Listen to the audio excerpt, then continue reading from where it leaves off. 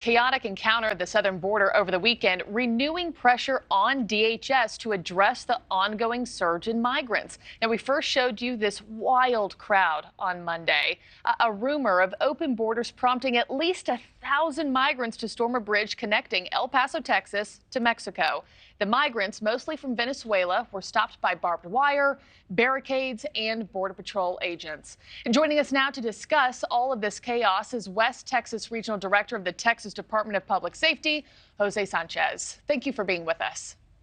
Good morning, and thank you for inviting us on and being able to tell you all what's been going on down here at the border. Of course. Really appreciate it. We appreciate your perspective. My first question to you, just straight out of the gate, this is a safety risk not only to the El Paso community, but also to these migrants as well, right? It's a problem that the federal government has been grappling with for years now, but nothing seems to get done to address the immigration crisis at the southern border. From your position, what, if anything, can be done to prevent this? Well, what needs to be done in order to prevent all this is that we definitely need to have better policies in place. The message is going across the southern border all the way down to Central America to even countries in Europe that if you come to America, there's an open door policy and you can just walk right in. So that's the reason why we're having these problems. We have thousands, tens of thousands of migrants that are sitting at our border cities, are adjacent to us along the Texas border, Arizona, New Mexico, and California. And all these migrants are sitting in these big cities in Mexico, and they're waiting to come across because they have been told at some point that they could come to America for free, and it was going to be an open border, and the process was going to be done.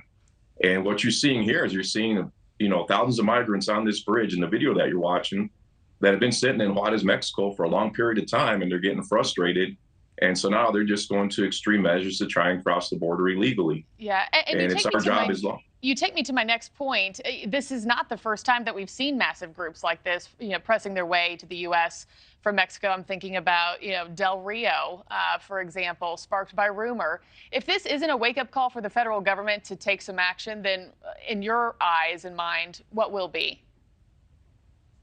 Well, what's going to happen is we're going to have to continue what we're doing in Texas and securing our border. I mean, thanks to Governor Abbott, he sees the concern for our nation. He sees the concern for our state.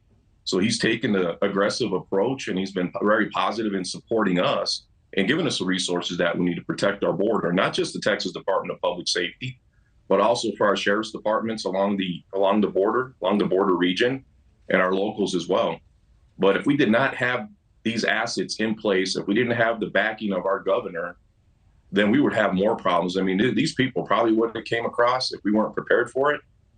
And of course, when you were talking about Del Rio, backing up about Del Rio, I mean, it started right there with the 15,000 Haitians. And from that point on, we have done a better job of working together with our law enforcement partners to prepare for situations like this, so we don't have another episode like what happened in Del Rio. So we're constantly all talking to each other as law enforcement partners. We're always preparing. We're always coming up with contingency plans.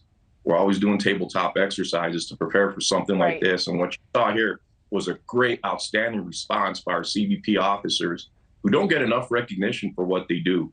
But the way they approached this, they were prepared for it. They took a great stance. They stopped it before anything could happen. And then with that in place, they notified us and other law enforcement agencies. So we were quickly there to respond, to back them up. So sorry to cut you off there, but about 30 seconds left. I wanted to ask you one more question.